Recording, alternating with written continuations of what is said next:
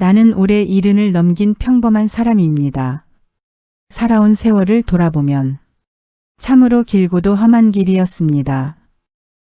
누군가 제게 인생이 어땠냐고 묻는다면 저는 한숨 먼저 쉬고 이렇게 말할 겁니다. 참 바쁘게도 살았습니다. 젊은 시절 나는 아이를 업고 장사를 했습니다. 아직 해도 뜨기 전 이른 새벽부터 일어나 찬물에 얼굴을 씻고 작은 손수레를 끌고 나갔습니다. 등에는 어린 아들이 엎여 있었고 그 아이의 숨결이 내 등에 닿을 때마다 나는 더 버텨야겠다고 마음을 다잡았습니다. 비가 오면 비를 맞으며 장사를 했고 바람이 불면 그 바람 속에서도 자리를 지켰습니다. 손은 얼고 발은 젖어도 그 자리를 떠날 수가 없었습니다. 왜냐하면 그날 벌지 못하면 아이에게 줄 밥이 없었기 때문입니다. 장사를 마치고 돌아오면 몸은 이미 천근만근이었지만 집에 들어와서도 쉴 수가 없었습니다. 아이를 씻기고 밥을 먹이고 또 다음 날을 준비해야 했습니다. 그렇게 하루하루를 버티듯 살았습니다. 그러다 어느 날은 콩나물 공장에 다니기 시작했습니다. 새벽 공기는 늘 차가웠고 공장 안은 습하고 냄새가 났습니다. 손은 물에 불어 하얗게 변했고 허리는 점점 굽어갔습니다. 콩나물을 다듬으며 나는 늘 같은 생각을 했습니다. 이 고생이 언제 끝날까? 그러면서도 손은 멈추지 않았습니다. 멈추는 순간 내 삶도 멈출 것 같았기 때문입니다. 그렇게 장사도 하고 공장도 다니고 할 수 있는 일은 닥치는 대로 다 했습니다. 남들이 꺼리는 일도 힘든 일도 가리지 않았습니다. 어떤 날은 너무 힘들어서 길가에 앉아 울었던 적도 있습니다. 눈물이 뚝뚝 떨어지는데도 울음소리조차 크게 내지 못했습니다. 누가 볼까봐 또 약해 보일까봐 그저 고개를 숙이고 조용히 울다가 다시 일어나 걸었습니다. 그때는 몰랐습니다. 그렇게 버티는 하루하루가 쌓여 지금의 나를 만들고 있다는 것을. 세월은 그렇게 흘렀고 아이들은 어느새 자라 학교를 다니고 사회로 나가기 시작했습니다. 나는 여전히 일을 하고 있었지만 마음 한켠에는 작은 희망이 생겼습니다. 조금만 더 버티자. 조금만 더 하면 나아질 거야. 하지만 몸은 점점 말을 듣지 않았습니다. 특히 무릎이 문제였습니다. 처음에는 그냥 나이가 들어서 그런 줄 알았습니다. 조금 아프다가 말겠지 하고 넘겼습니다. 하지만 통증은 점점 심해졌고 어느 날은 일어서는 것조차 힘들었습니다. 계단을 오르내릴 때마다 무릎이 찢어지는 것 같았고 밤이 되면 통증 때문에 잠을 이루지 못했습니다. 결국 병원을 찾았고 의사는 단호하게 말했습니다. 양쪽 무릎 수술을 해야 합니다. 그 말을 듣는 순간 머릿속이 하얘졌습니다. 수술이라는 단어가 이렇게 무섭게 들린 적이 없었습니다. 하지만 선택의 여지가 없었습니다. 걷지 못하면 아무것도 할 수 없으니까요. 수술대에 올라가던 날 나는 속으로 계속 중얼거렸습니다. 살아야 한다. 다시 일어나야 한다.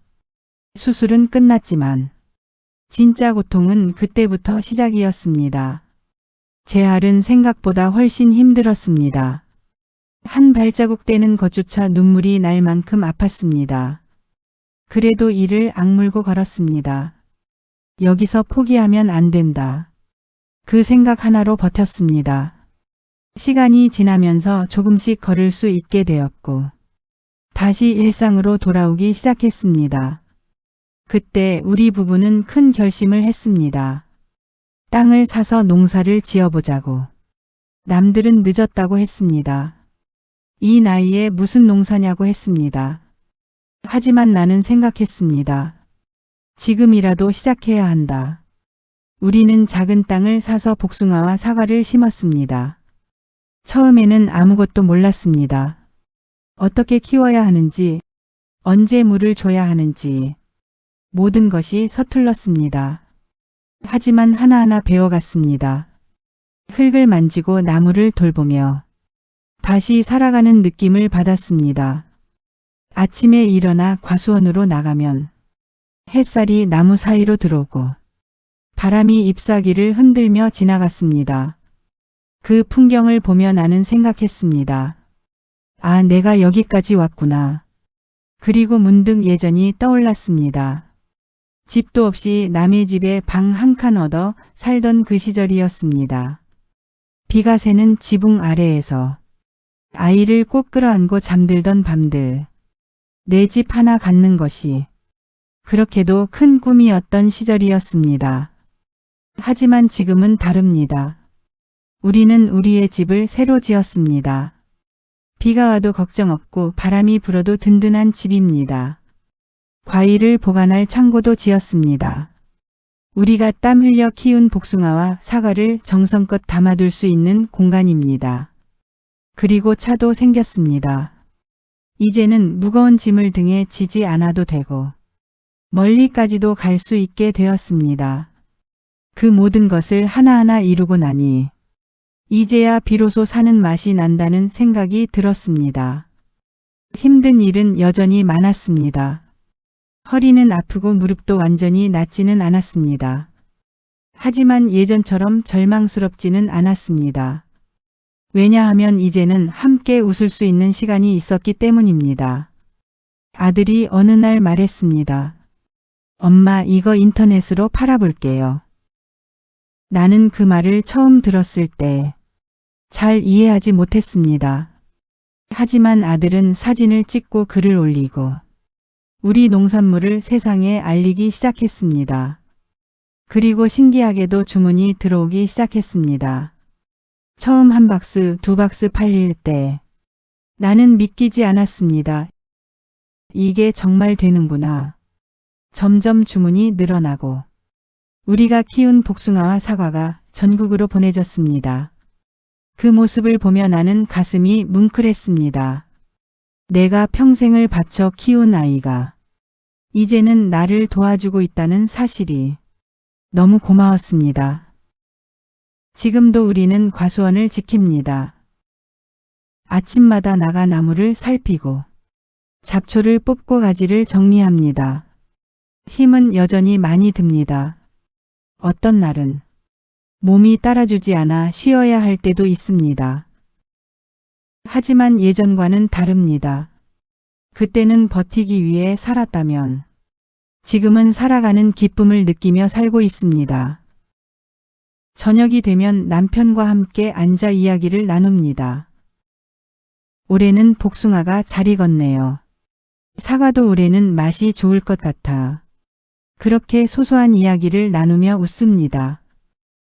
가끔은 지난 날을 떠올립니다.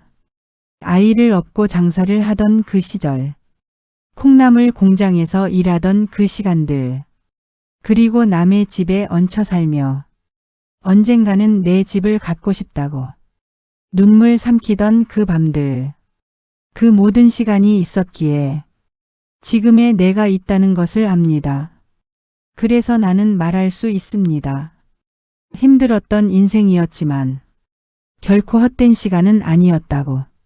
지금 나는 완벽하게 편한 삶을 살고 있지는 않습니다. 여전히 몸은 아프고 일도 힘듭니다. 그래도 내 차에다 사과와 복숭아를 싣고 달립니다. 마음만은 편안하고 따뜻합니다. 그리고 무엇보다 웃을 수 있습니다. 그게 가장 큰 변화입니다. 예전에는 웃을 여유조차 없었지만 지금은 작은 일에도 웃음이 납니다. 나는 오늘도 과일을 가득 싣고 전국을 달립니다. 햇살을 맞으며 나무를 바라보고 조용히 속으로 말합니다. 참 잘 버텼다.